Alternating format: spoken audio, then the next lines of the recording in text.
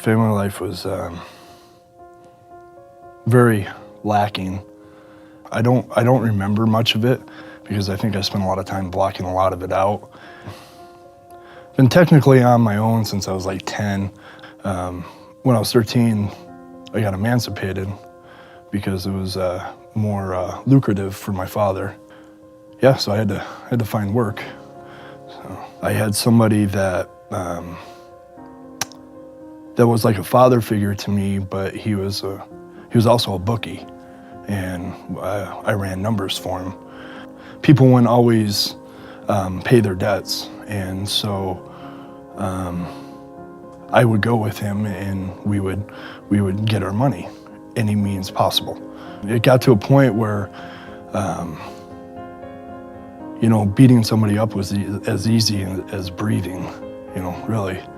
And because you lose you're numb to it. You get numb to it over time. It's no big deal.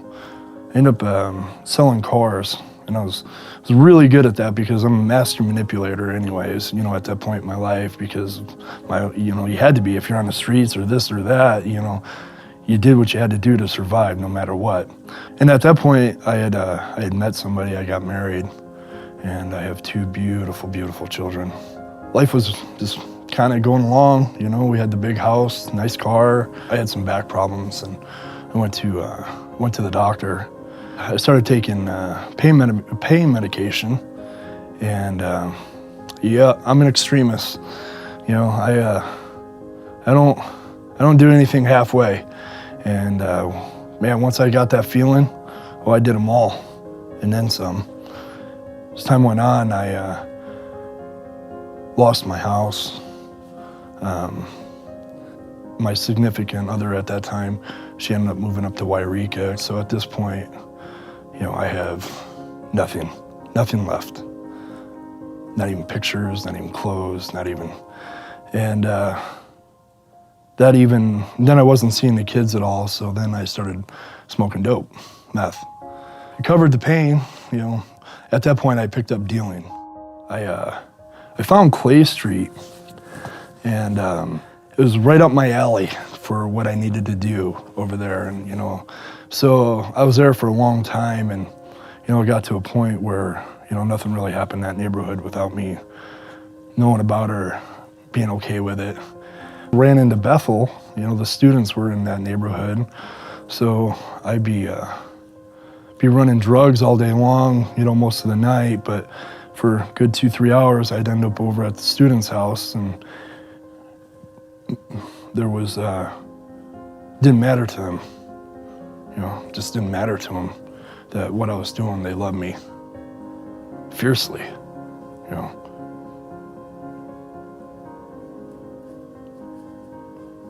real fiercely.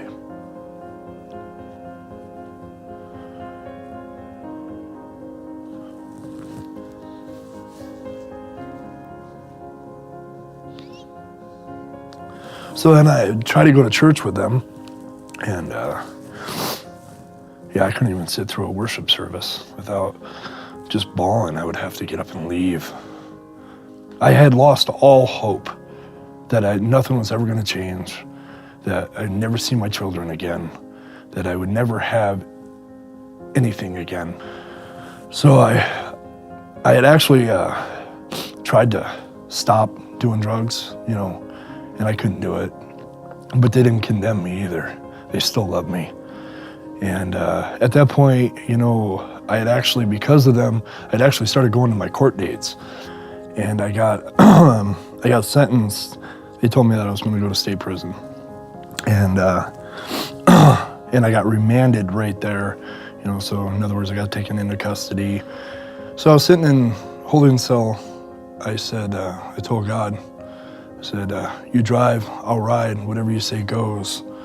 And at that point, I gave everything. I gave everything over to him. I just let him take control. And I asked Jesus just to come and just be with me. And within 10 minutes, I got sober. And I never had a withdrawal from any kind of drug. Smoked for 22 years, not even a craving for a cigarette. I remember sitting on my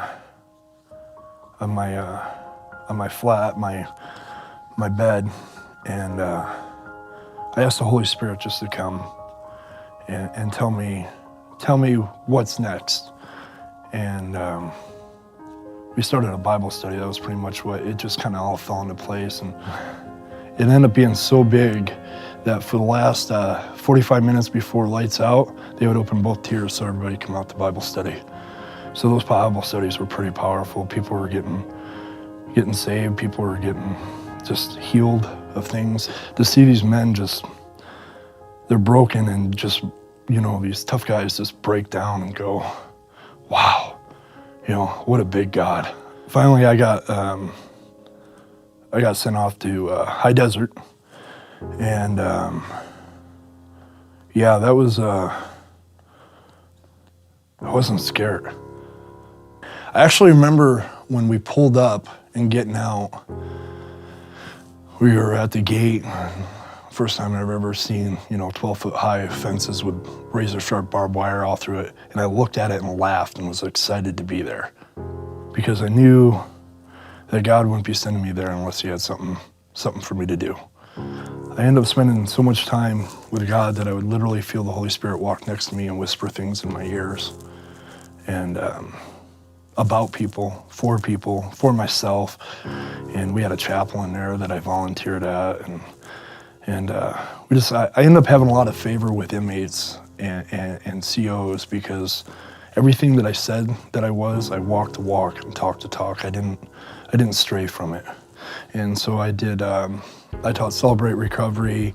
I was the head for NAAA, and then another program called CROP, which is Conflict Resolution Option for Peace program. I didn't have anybody on the outside here, so I didn't have anybody sending me packages in or putting money on my books. But you know what? I never wanted for anything. I always had food. I always had hygiene. I always had this and that. So as I was getting out, I had no idea where I was going to go. I got out on a Saturday, and I couldn't wait to go to church on Sunday. And I went to Twin View, and I just wept. Somebody came up to me and gave me a painting, a prophetic art painting, after the service that was a sun coming up. This is a new dawn of a new day.